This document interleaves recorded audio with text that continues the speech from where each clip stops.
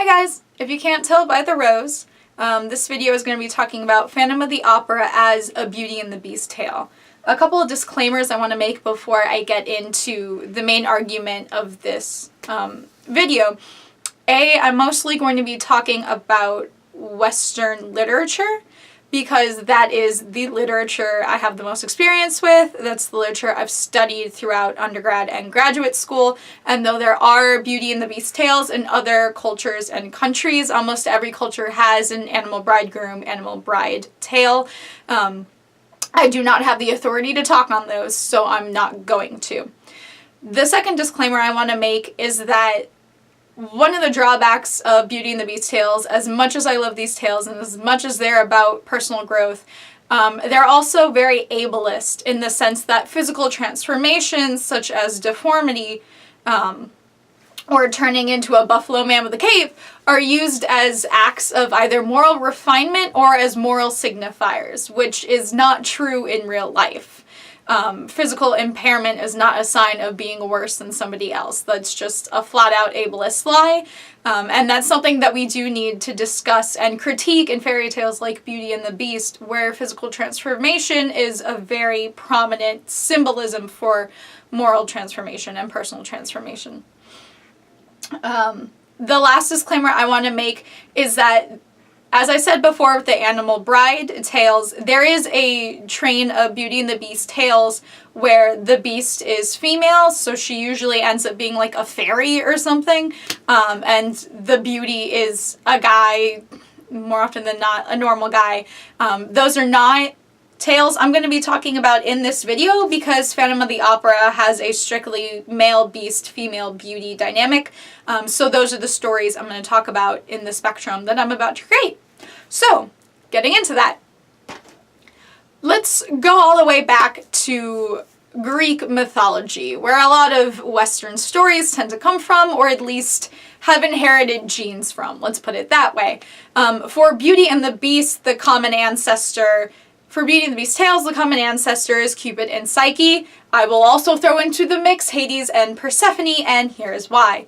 The Cupid and Psyche myth has a lot of what I want to call the more physical elements of Beauty and the Beast tale. If we want to give it like a template, a lot of the physical elements come from Cupid and Psyche. This is where your Beast character has this kind of physical appearance that is different from his actual one or final one. Psyche is also the one who changes at the end when she's deified and becomes a goddess. We also have a series of trials that the beauty character, here Psyche, has to go through in order to prove that she is worthy of and ready for the love of her beast character, which is what she goes through after an act of betrayal wherein Cupid tells her not to look at her at night and her sisters goad her into doing it, so she does. And her series of trials are her redemptive act for that betrayal of trust. And a lot of later versions of Beauty and the Beast tend to have some kind of, you shouldn't go here, you shouldn't do that, the West Wing is forbidden, which the beauty character just kind of waltzes past at some point. For Hades and Persephone, I argue that it has a lot more of the cultural, political aspects of what we come to understand a Beauty and the Beast tale to have. Usually the Beast character is a prince or wealthier, has a higher social political standing or more power. So even if the beauty character is wealthy or starts off wealthy, she'll often either be impoverished. For example, in Madame de Villeneuve's version, in the 1700s, the ships sink and Belle's family becomes impoverished. Or she'll somehow be of a lower standing. And the Hades and Persephone one, it's her being a young woman in a patriarchal society and Hades being an actual king. So there's that kind of material wealth and social power aspect of it that makes the Beast character a suitable suitor for Beauty despite his personality or whatever else personally about him. So that's something she has to deal with. But I'm bringing in the Hades and Persephone myth here specifically because it's very much up to Persephone to navigate this relationship that she's now in with Hades by no choice of her own, because her father Zeus essentially gave Hades permission to kidnap her and marry her because they all knew Demeter would not say yes to this. and that parental unit making a deal with the beast suitor essentially for the beauty and her just having to live up to that deal and navigate it is a key element in later parts of the story. Going back to Madame de Vienvieu's version and Jean Cocteau's version, it's the deal for the rose that ends up getting Beauty back at that castle in place of her father.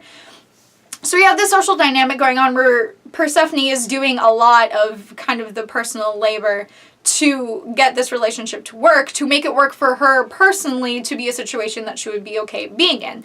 And according to Greek mythology, she ultimately ends up succeeding because she becomes the Iron Queen of the underworld, one of the most feared Greek gods. If you look into it, she deserves a lot more credit than she gets.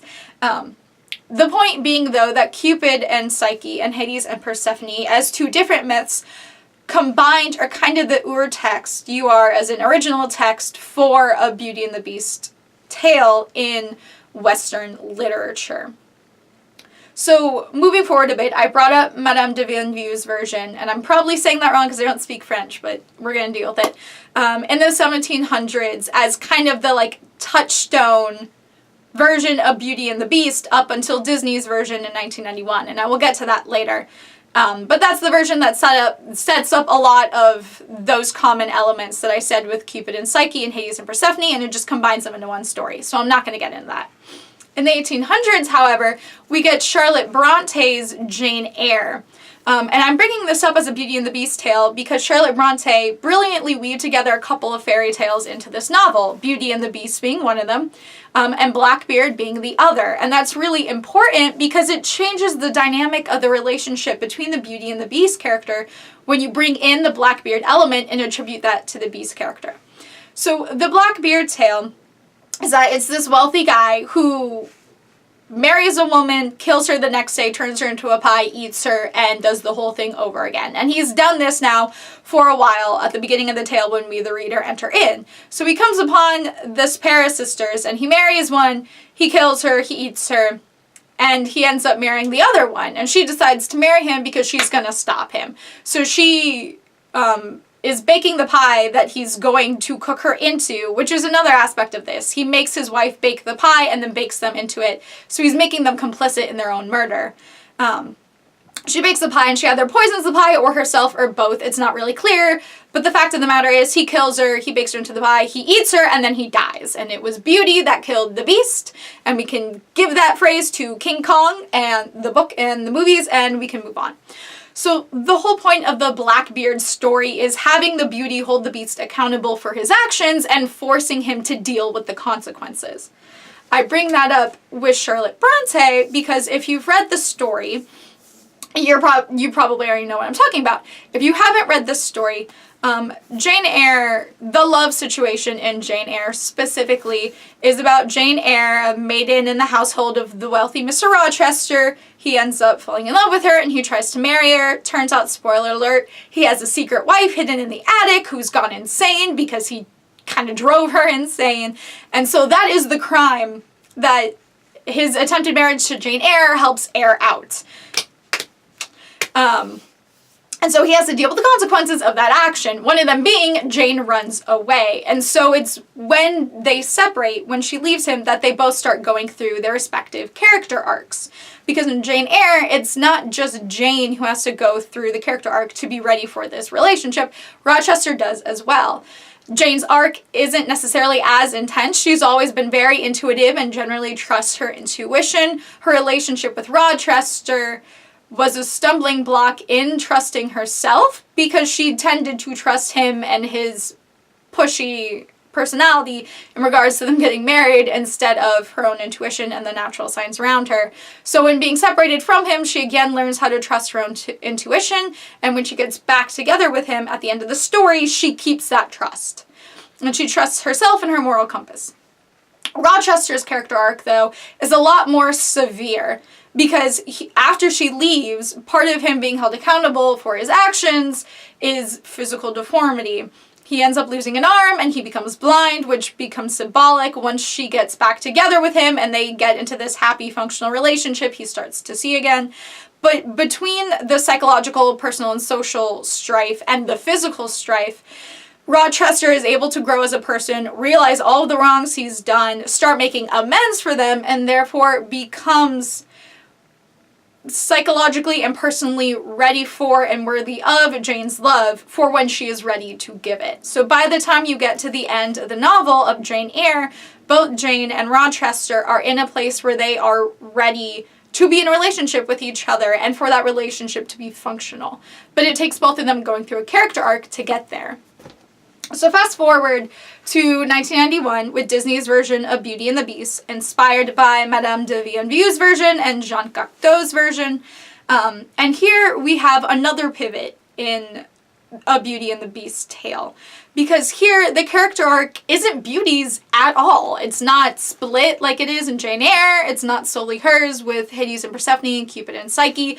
All of the work is done by Beast. All of the emotional labor, all of the personal growth, it's done by Beast. Because in this version, it's a story of love, yes, but it's a story of self-amelioration first. It's a story of redemption and forgiveness and personal growth first and foremost.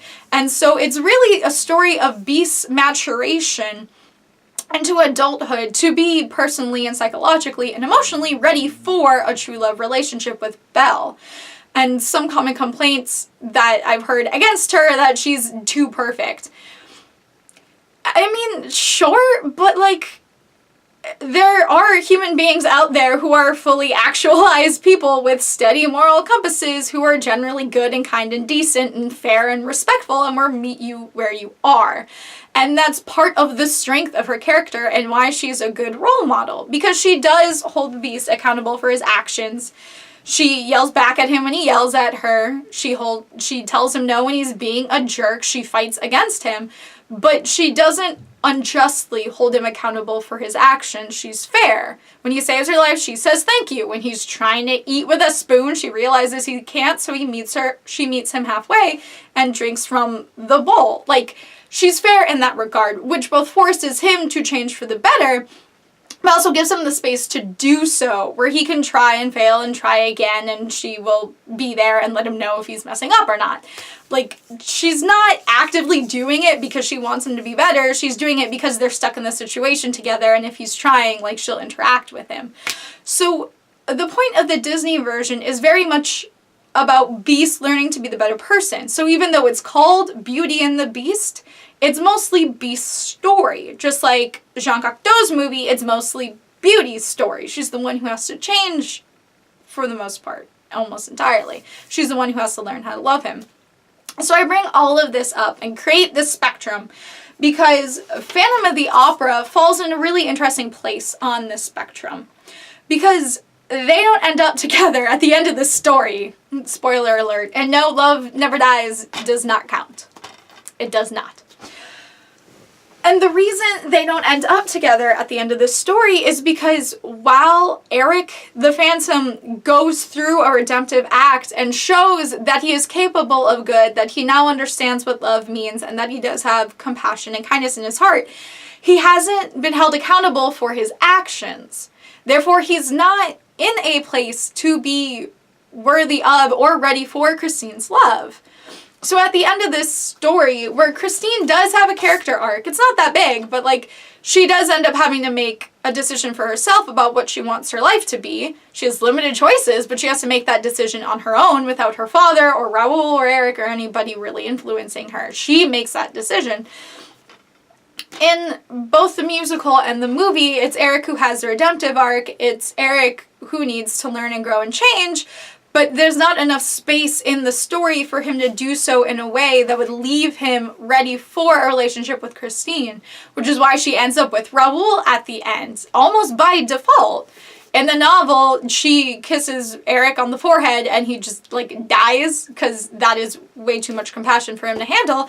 And in the musical, he runs away because, like, he's not ready to be with her and he gives her to Raoul, essentially. She has no other choice. So we have that character arc here. We have that act of redemption. We have that character growth.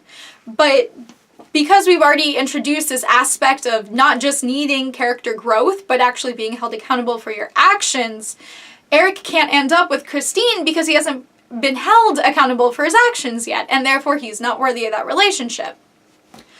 So I've presented a couple different Beauty and the Beast tales on this spectrum, and I do this for a reason. That reason being, when you say, for example, that Ancient Magnus's Bride is a Beauty and the Beast tale, that statement's a lot more ambiguous than a lot of people would initially think. Which version of Beauty and the Beast am I talking about? The Greco-Roman version?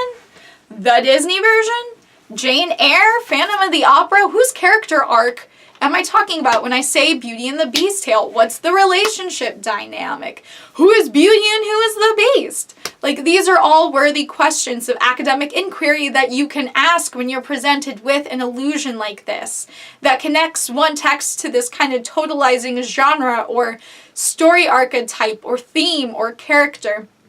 It's a legitimate mode of inquiry that you can go down and write about academically. And it's important because it tells you a lot about the society you're investigating when you're trying to understand. Millennials and Gen Z would probably think of the Disney version if you said Beauty and the Beast, but if you were post Jane Eyre, you may think about that one. So, all of this to say, I will leave you with that, and I'll see you guys later.